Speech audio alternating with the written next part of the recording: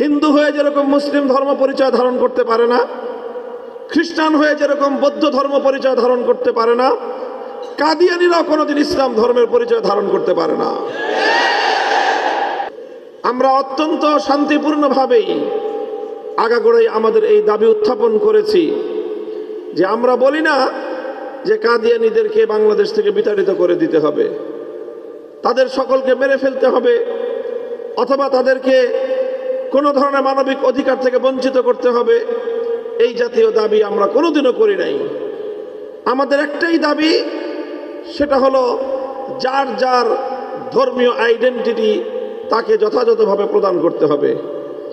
হিন্দু হয়ে যেরকম মুসলিম ধর্ম পরিচয় ধারণ করতে পারে না, খ্রিস্টান হয়ে যেরকম বৌদ্ধ ধর্ম পরিচয় ধারণ করতে পারে না, কাদিয়ানীরাও কোনোদিন ইসলাম ধর্মের পরিচয় ধারণ করতে পারে না। এ বিষয়টি বাংলাদেশে রাষ্ট্রীয় আইনে পরিণত করে অথবা প্রচলিত যে কোনো আইনের আওতায় ওআইসির ঘোষণাকে রাষ্ট্রীয়ভাবে বাংলাদেশে কার্যকর করার উদ্যোগ গ্রহণ করতে হবে। এইভাবে প্রতিটি বিষয়কে ঝুলিয়ে রেখে মুসলমানদের মধ্যে বিভেদ তৈরি করবার অথবা বিশ্ববাসীকে মুসলমানদের মধ্যে বিভেদ দেখানোর একটা ইসলাম বিরোধী চক্র সবসময় কাজ করতে থাকে। তারা দেখাতে চায় যে এই যে আহমদিয়া মুসলিম জামাত, এদের সঙ্গে অন্য মুসলমানদের বিরোধ, এই বিরোধ দেখিয়ে মুসলিম জাতিকে বিশ্ব দরবারে হেয় প্রতিপন্ন করা হয়, মুসলমানদেরকে বিভেদ পরায়ণ জাতি হিসেবে চিহ্নিত করবার পায়তারা চালানো হয়। এটা একটা আন্তর্জাতিক ষড়যন্ত্র। এজন্য দেখা যায় যে কাদিয়ানীরা সংখ্যায় খুব নগণ্য হলেও এবং তারা উল্লেখযোগ্য কোনো হারে বাংলাদেশে গণ্য না হওয়া সত্ত্বেও আন্তর্জাতিক বিশ্ব, গোটা পাশ্চাত্য জগৎ সবসময় এই কাদিয়ানীদের ব্যাপারে সোচ্চার থাকে। তাদের নিরাপত্তার ব্যাপারে তারা সবসময় সোচ্চার এবং সজাগ থাকে। কারণ আসলে মূলত কাদিয়ানীদের মাধ্যমে ব্রিটিশরা যে উদ্দেশ্যে কাদিয়ানীদেরকে তৈরি করেছিল, কাদিয়ানী ধর্মমতকে তারা যে উদ্দেশ্যে সৃষ্টি করেছিল, মুসলমানদেরকে বিভক্ত করা, মুসলমানদেরকে বিভ্রান্ত করা, সেই অপতৎপরতা এবং তাদের সেই তাদের সেই কুচক্রীয় সিদ্ধান্ত থেকে আজও পর্যন্ত তারা নিবৃত্ত হয়নি। কাজে আমরা বাংলাদেশ সরকারকে বলতে চাই, বাংলাদেশে পদ্মা মেঘনার পানি অনেক দূর পর্যন্ত গড়িয়েছে।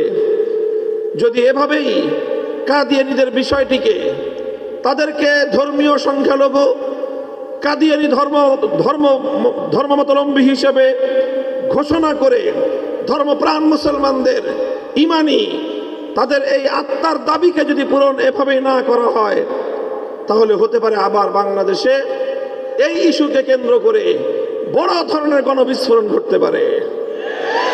এর দায় দায়িত্ব সম্পূর্ণ সরকারকে বহন করতে হবে। বিষয়টি খুব সহজেই সুরাহা করা সম্ভব, খুব সহজে সুরাহা করা সম্ভব।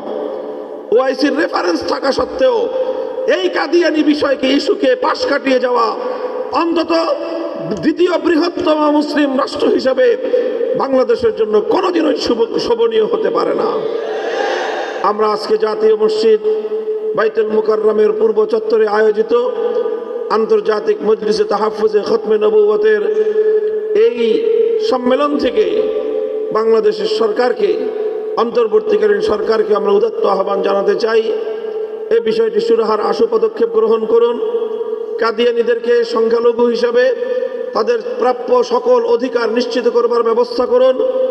যে কোনো শিরোনামেই হোক, কাদিয়ানীদেরকে তাদের ধর্মীয় আইডেন্টিটি, ধর্মীয় পরিচয়, আহমদিয়া মুসলিম জামাত নামে মুসলিম এবং ইসলাম ধর্ম ব্যবহার করবার, এই নামাবলী ব্যবহার করবার